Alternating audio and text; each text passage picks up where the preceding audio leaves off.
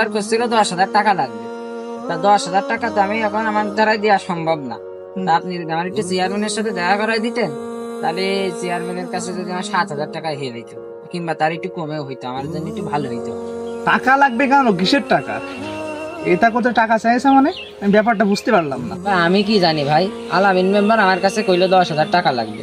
তো 10,000 টাকা তো আমি দিতে পারছি না, তো আপনাদের কাছে ছুটিয়ে বেড়াচ্ছি যদি একটু কমে হয় এই জন্য। টাকাটা লাগবে কেন? এটা করতে তো কোনো টাকা পয়সা লাগে না। তা আমি কি কব, আলামিন মেম্বার এই যে কইলো টাকা লাগবে, নাকি 10,000 টাকা লাগে? তোমার বাসা কোন গ্রামে?